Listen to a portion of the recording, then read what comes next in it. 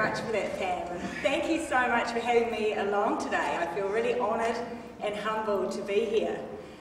Now, I haven't done a speech like this. Oh, we've got a microphone issue. Hold on a minute. I'll get us clicked in.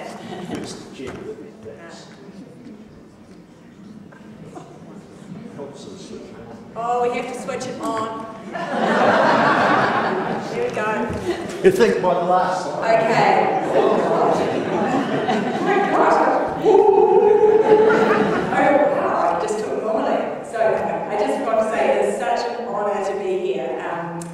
And what I loved about today, the last time I spoke to this many people, I was right up in Auckland, racing to Hamilton to do a VIP event for Kaji. And I was zooming, I was running late, and everyone was coming to hear me speak. So I'm racing, and there's a car in front of me, I'm like, right, better pass it, passing. Look over, it was a cop.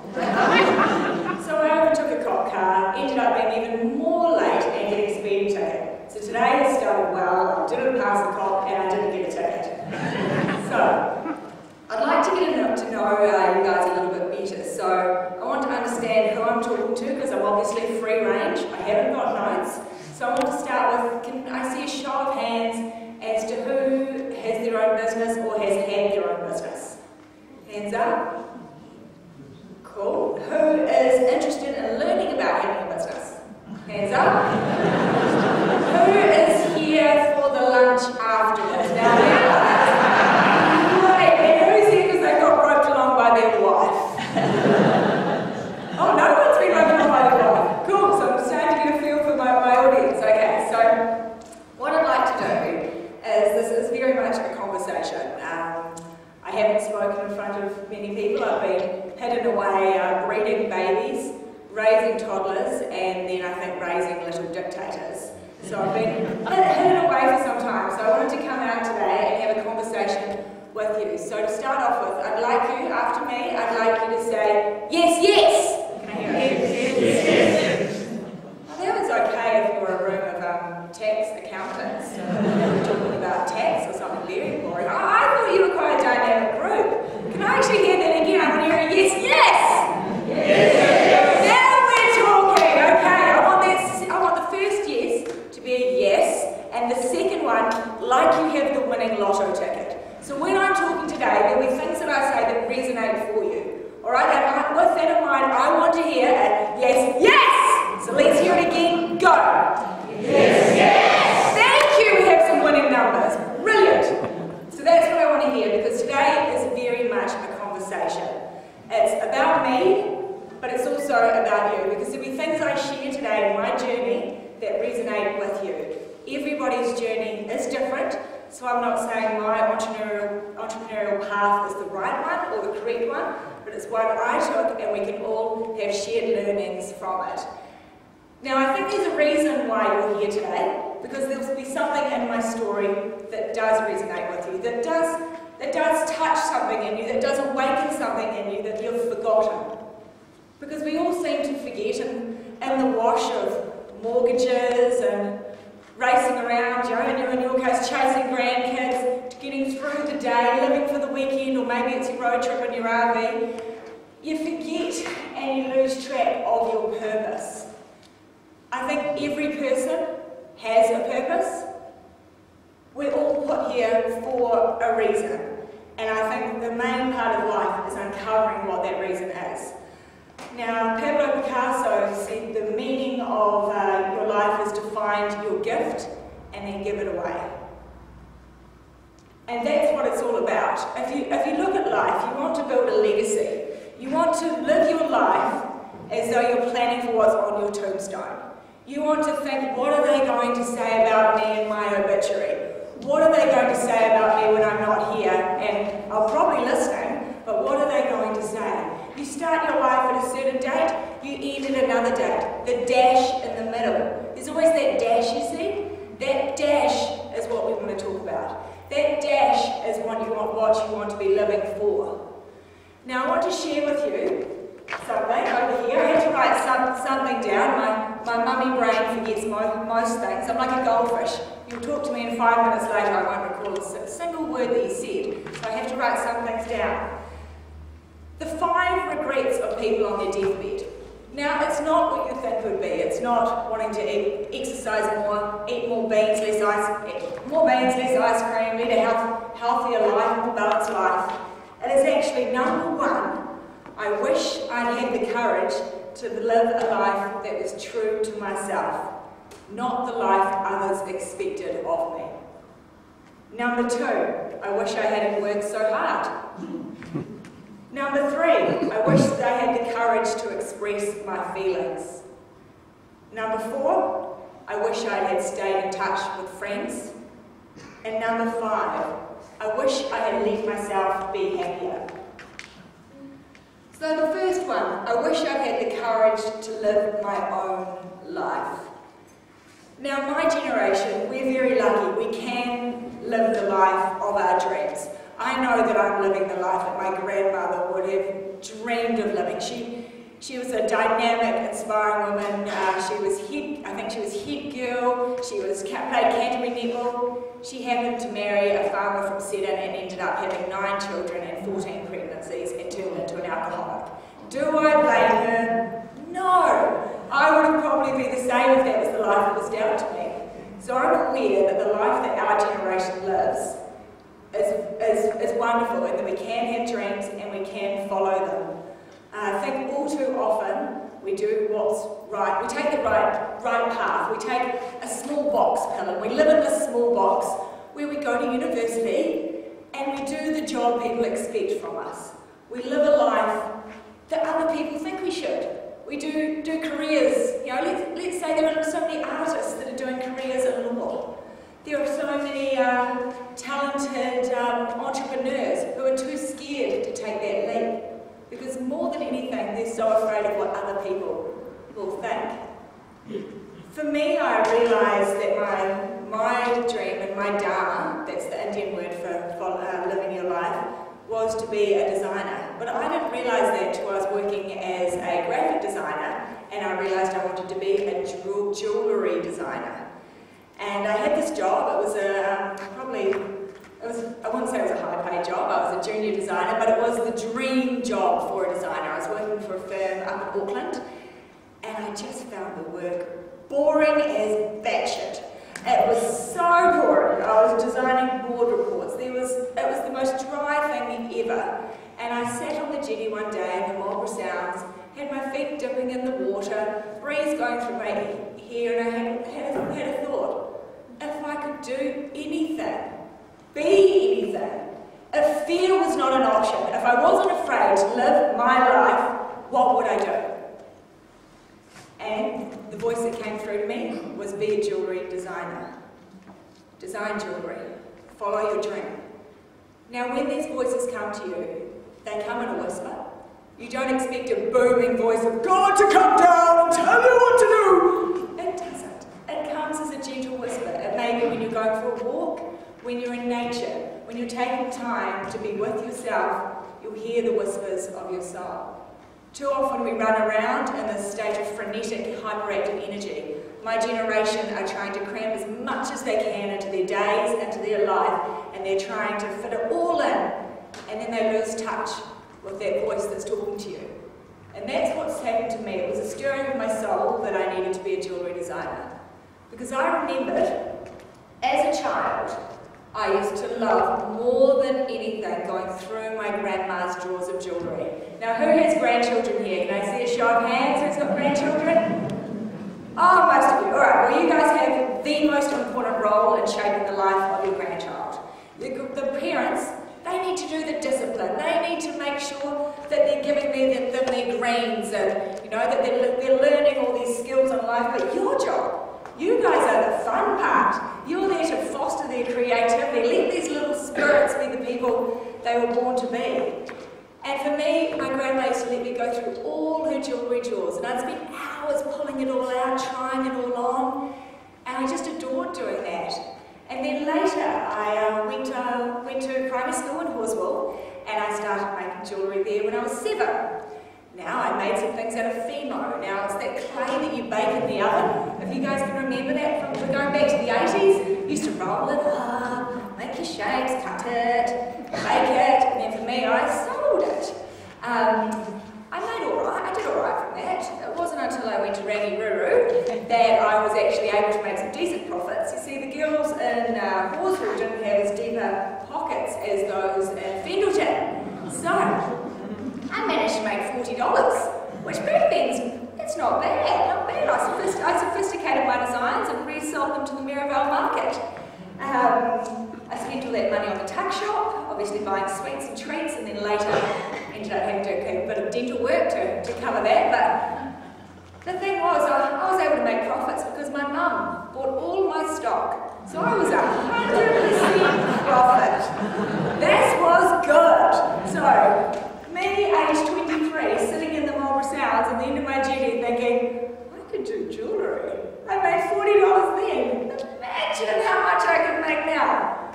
Forgetting, obviously, that my mum bought all the stock. So I went back to my job. I enrolled in night school in jewellery making, and I still continued being a graphic designer. Now, I realised soon after doing night school that I wasn't very good at making jewellery. I didn't have the sense of patience. It took too long. It took me 8 weeks to design my first ring. That's too long. How can I make a business out of that? So I realised I needed to buy a company.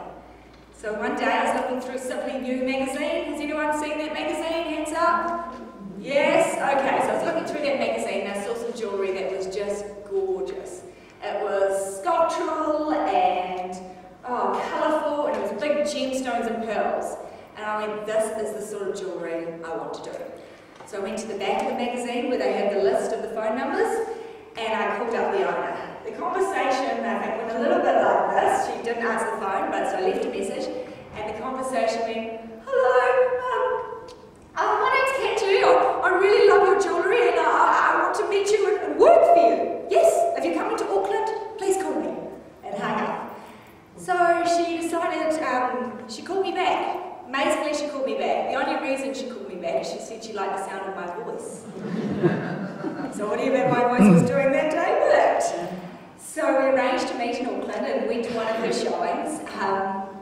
And she had all this amazing jewellery on display. And my boyfriend drove me there in his beat-up 1983 Mazda Familia. And I walked in there with my little heels on and saw the jewellery. Now she was busy in selling mode, showing the pieces, trying them on different. She was doing her thing. So I sat there at the back watching. And I was unfortunately, or maybe fortunately, I was quite close to the drinks table. Now her selling took a wee while, so I had a drink. Her selling went a little bit longer. I had another drink. By the time she came to talk to me, I think I was probably a bit shy of a whole bottle of bubbly. So what came out of my mouth, it was meant to be, I love your jewellery, I would love to work for you. But for some reason, I'd like to blame it on the bubbly, I said, I love your jewellery, I would like to buy your business. She was like, no way, I'm not selling my business to you. And I was like, yeah, fair call, okay. And then I went home and said to my boyfriend at the time, I said, I just asked to buy a business. And he said, you are crazy. So long story short, ended up buying a business, got rid of that boyfriend. So what actually happened is we started the due diligence process. Now I was very lucky and fortunate in that my father is an entrepreneur and he has had his own companies for years, and so he was able to help me through that process. Honestly, they say you don't know you can swim unless you're in deep water. I was beyond deep water. I had no idea what I was doing. Growing up as a child, I thought Dad, he reminds me of this. I thought that he used to just tell people what to do, and that being a business owner is easy. Just tell other people what to do, and you get them to do all the work. He reminds me of that often when we have that conversation. So I didn't know what I was doing. I remember I sent out my first order, and they called me up and they said, where's the packing slip? And I was like, oh, we must have just missed that off. Google, what's a packing slip? And find out that it was actually meant to go with the order, but there was so much of that I didn't know. I really just jumped and hoped that the dots would connect. Because sometimes you just have to. You just have to take that leap of faith and trust that something will carry you. And it did. I ended up growing the business. I grew it from, I think, 20 stores to 300. As Pam said, I had a team of staff. It grew like out of control. I lived my business, I breathed my business. Kaji was who I was. And it was every part of me. And I was so passionate about it. I had a lot of fun along the way, so much fun. Me and my mum travelled to China a lot. She called herself my design assistant. And so we travelled to China to visit factories, get designs done. And I remember one time we were sitting there, and I'd sit there on these little plastic chairs. Now, I think if you remember kids' chairs, they're about that tall, plastic, and your butt hardly fits on it. So I'd sit on one, Mum would sit on one beside me, and I'd be designing the jewellery, and she'd be getting beads down, and I'd be threading it. And then there's a almighty crash. I look over, Mum's fallen off the chair, and not only that, she's knocked off all the beads behind her, and all the sacks had fallen over, and she's lying in this big pile of beads. That was wonderful. We had so many fun experiences doing that business. It was a real journey, and for me, I grew so much, I learned so much. I wouldn't say that it was all easy, because it wasn't. There's some stories I want to share about that. They say that not all angels wear wings, and I really found that to be true. So I did the business for 12 years, and then there's another sort of personal backstory in there. I'll touch on that a bit later, but what happened is I was 8 months pregnant. I got a phone call from the bank, and they wanted to meet with me. Now, I just signed a lease at Sylvia Park. Oh, I wasn't meant to mention the mall. I just signed a lease at a certain mall, and that lease was for 4 years, and it was a big lease. And the bank said, we need to meet with you. So I soon made a meeting with the bank, met with them, and they said, we need to call in your loan. We're calling it in. You have a month, which related to when my baby was born. You have a month to pay off $500,000. I didn't have that cash floating around. I was 8 months pregnant, had just signed with the biggest mall in New Zealand, and the sales were not looking good. Things were starting to go downhill in my business. I was fast heading to bust. It was possibly the most stressful time in my life. And I called up a mentor. I called up Diane Foreman, who is a woman, she built Emerald Foods, and they sold New Zealand ice cream. She sold it for an insane amount of money many years later. And she not only was Entrepreneur of the Year in New Zealand, but she judged Entrepreneur of the Year worldwide. And I called her up and I said, I need help. And over my head, and I need help. And she helped me. Every day, she was contacting me going, what are your sales? How are you tracking today? Show me, we need to get rid of 2 staff. Show me your organisation chart. 2 people are going tomorrow. I want you to cross their names off now. She made things happen for me. There was nothing in it for her, but actually seeing a mum pregnant who was over her head and needed a hand. There was one, to get out, going back to that lease, that was the biggest thing I had to get out of. And those leases are watertight. There's no out clauses in there. I had $250,000 that I'd signed up, well, my GM had signed up for on my behalf, and I had to get out of that. So we decided we needed to track down the mall's owner. So we found, Diane said to me, she goes, well, he's going to be in this car park outside of King's College at this time, and it was 9:30 at night, and you need to go up to him and accost him in the car park and tell him he has to set you free. And I was like, okay, so 8 months pregnant and going to be chasing a man around the car park. Brilliant, we need another option. So what I did is we found out where he worked and we got hold of him. He was in Matakana, he had a vineyard up there. So and Diane said, whatever you do, don't turn up in your BMW. You need to turn up in a car that's befitting of the conversation you're about to have. So I borrowed the car of my dispatch girl, so turned up in this beaten old car, I'm surprised I'd even made the journey there, turned up and sat down with him. Now, Diane said to me, you're pregnant, you need to show your belly. This is a man in his 60s, you need to show your belly. This is your ankle. My mum said, your boobs look amazing. This is also your ankle. Show a dress that shows the ankle. So I wore a dress that showed, thumbs up over there. So I wore a dress that was showing everything. And turn up in this car, and I think it must have been the hormones of pregnancy, because I started talking about my situation, and I couldn't stop crying. The poor guy kept getting me napkins, and I was bawling with my boobs out,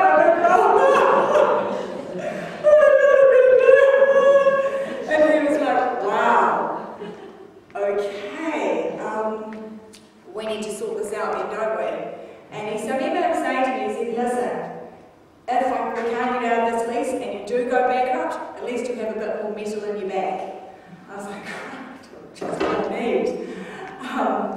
So long story short, I was able to get out of that lease, lucky enough, and my business was able to live another day. It was a very, very challenging time, and I learned that the bank are buggers. They don't care. Cash is cash. When they call in your loan, you have to get that money back in. They didn't care I was 8 months pregnant. As a result, my baby was born early, undersized, due to my stress. So in business, you learn you have to really fight, because you don't get strong from lifting up weights. I realised that I got strong from picking myself up off the ground the number of times I've been dropped down. And it's really about the family and friends who are with you with that journey. Because I think it can be very isolating when you're running a business and you're there for your staff, you're supporting your staff, you're wanting to guide your staff and be the best people they can be and bring that to the company.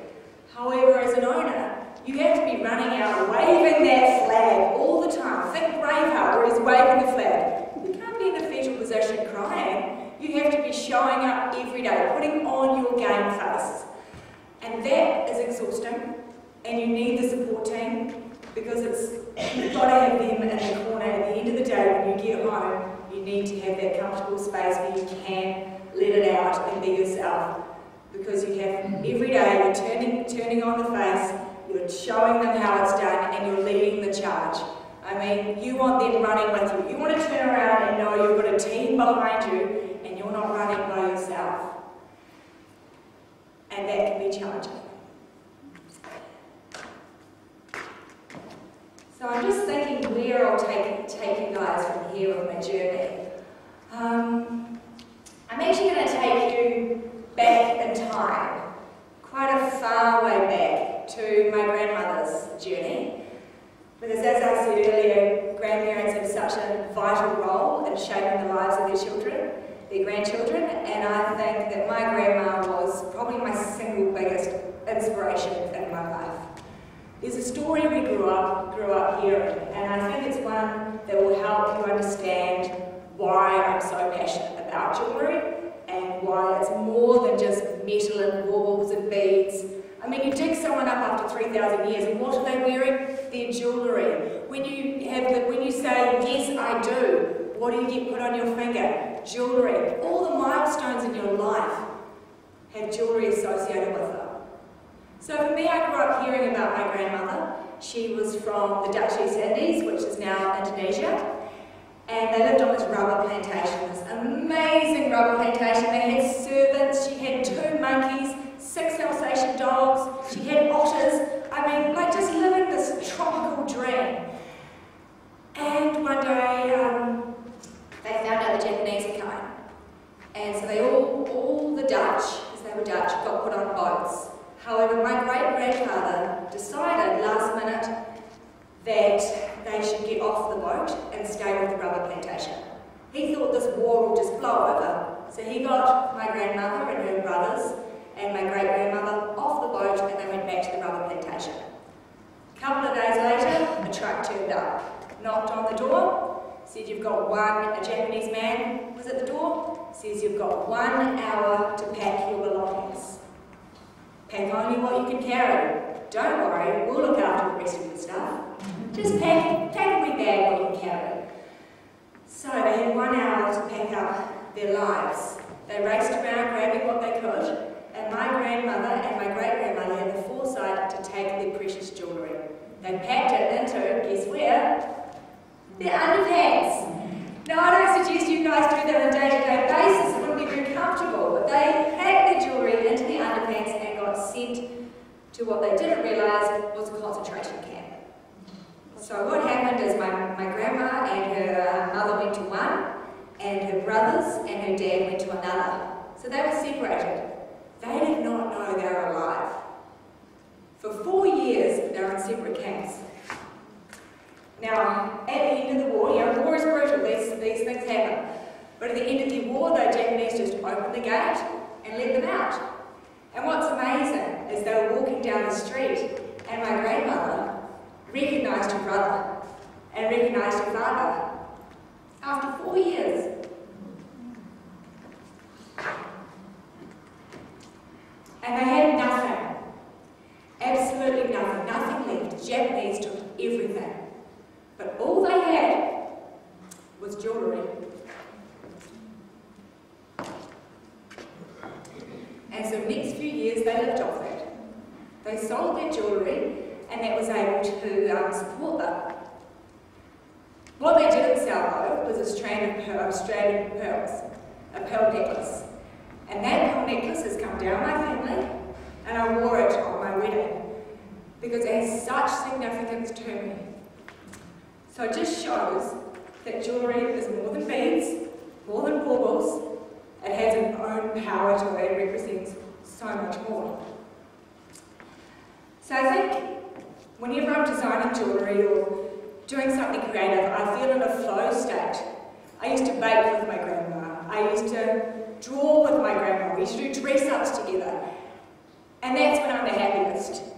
And I think when it comes to what you want to do in life, you want to do the things that make you happiest, that put you in that flow state, that state where time just seems to stop and stand still. That's your thing. Think about what you used to do as a child, what you used to love doing. That's your passion. That's what you need to find a way of doing more of. And for me, it's designing jewellery. So, I had this company, I built it up, and then, well, long story short, had a husband do a runner on me. That was not a good time, but hey, it did a runner, yeah, ran very fast too. It was actually an athlete, so there's no chance I could keep up with him. And not all the lessons of life, the best lessons of your life, come wrapped in sandpaper.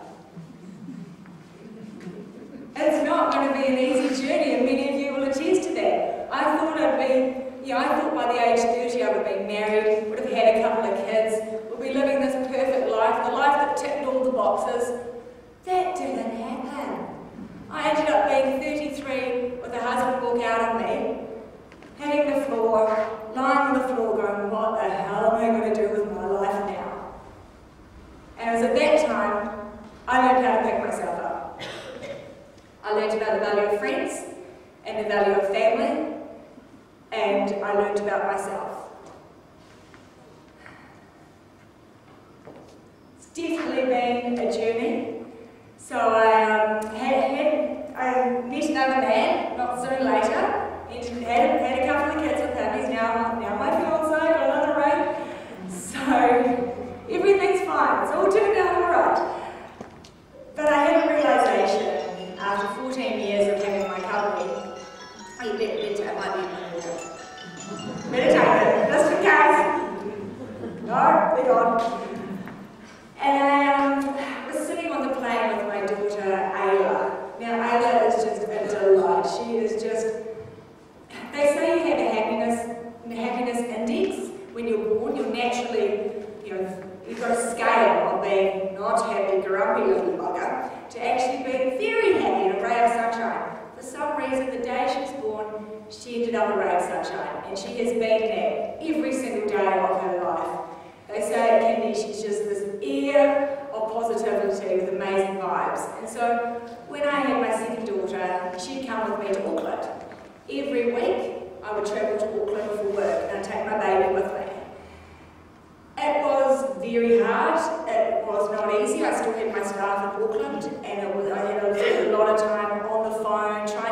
line on the wing. Everything was hyperactive. It was intense. I was trying to do my toddler and my baby.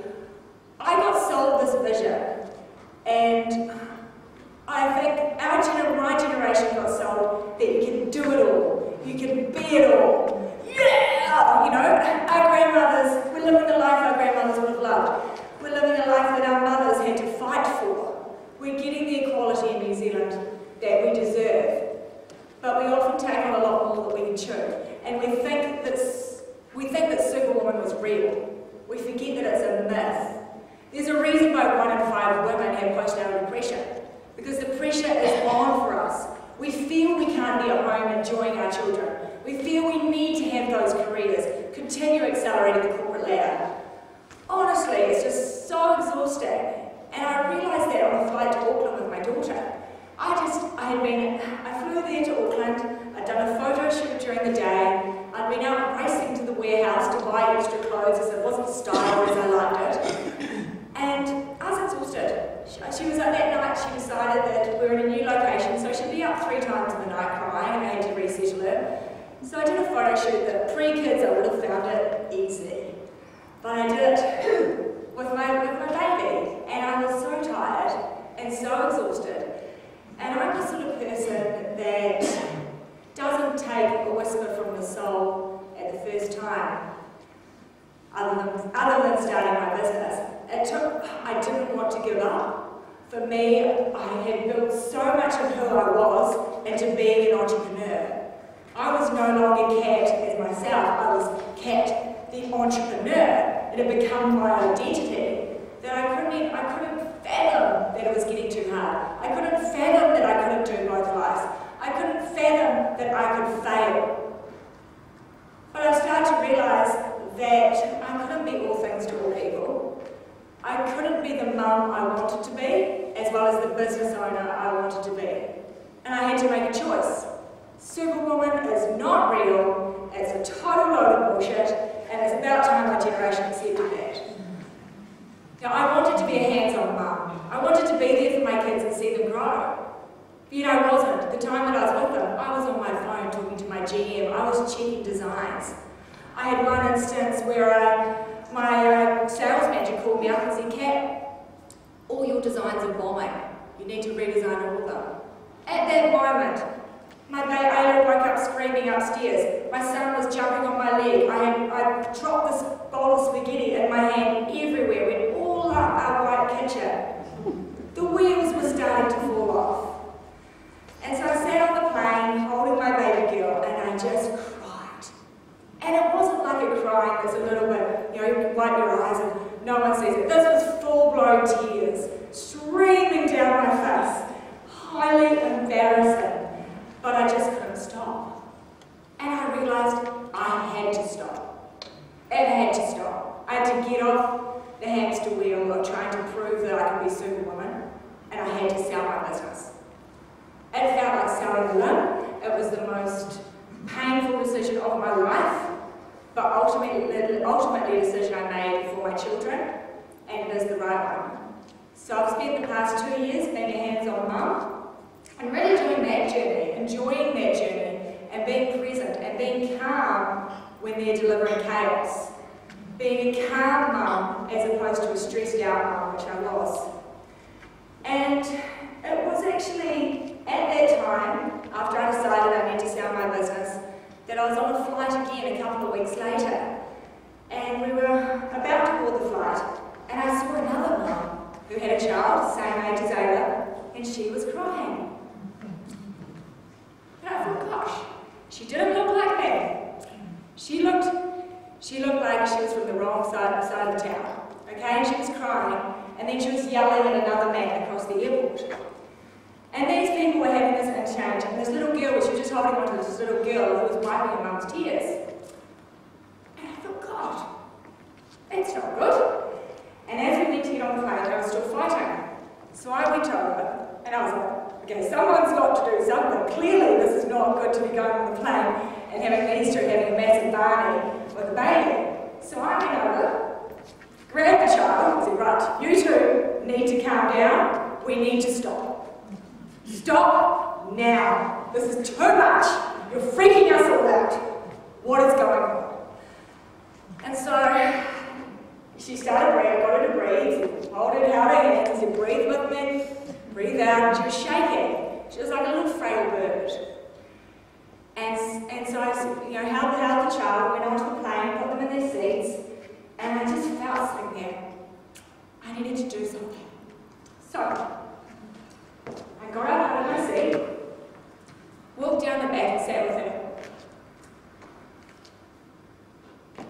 Now her journey was so much different to mine, but she was a woman crying on a plane. I had been a woman crying on a plane.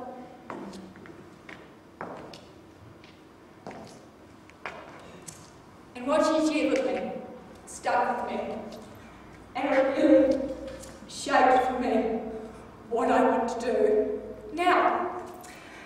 And her journey was that she was in a domestic violent relationship, and she was going to Auckland to escape and start anew.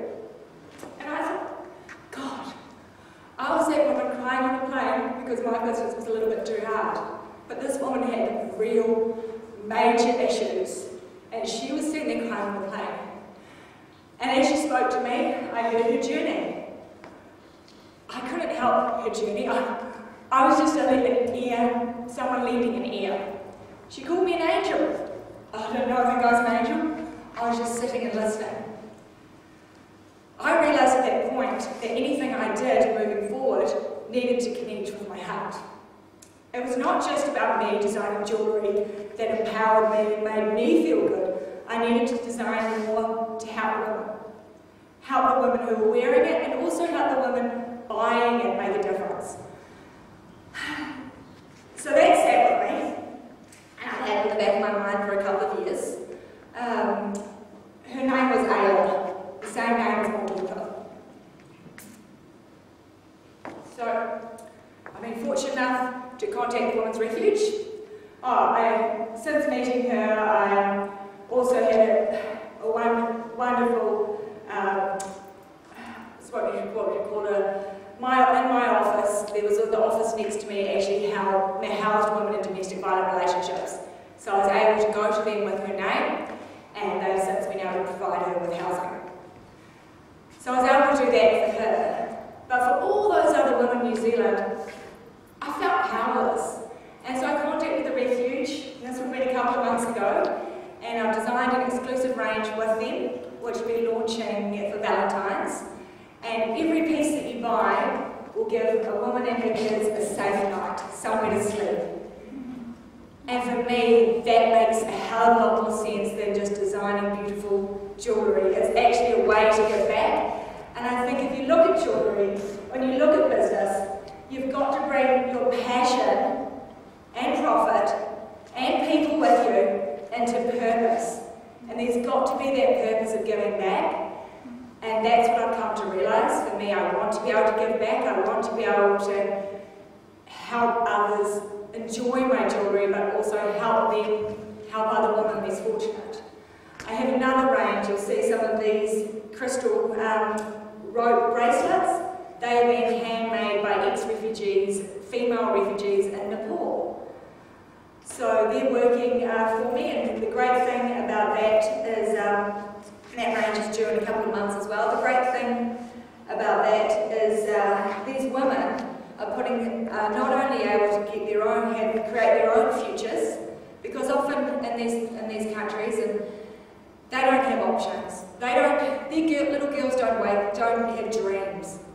Our generation, we have dreams. Over there in those countries, they don't have dreams. They just need to survive. Most of the girls, they get pulled out of school. Their parents can't afford it. They have to do child labour. The boys get educated, the girls don't. If the girls are not educated, they are often married very young. The husband earns the money, and the female is pretty much a slave. She has no choices. She has no control of her destiny. So and her husband controls everything because she can't get an income. So for me, it's about educating these little girls as well. So the charity that we're working with in Nepal helps sponsor girls through education. And the mothers who are paying to do our designs are putting money aside for their children, their girls, to be educated as well. So that just relates to the sense of purpose that you need in a business. So I guess I've kind of covered off a lot of different things, but the thing I want to really finish with is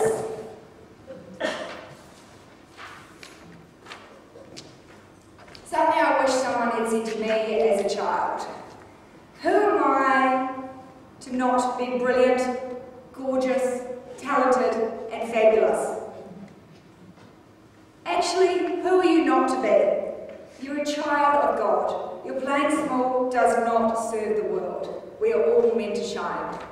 And that's what I think is about. Everybody shines in their own different way, and it's just finding your unique thing that only you can do, or that you love doing, that helps you shine and bring the best version of yourself to the world. So that's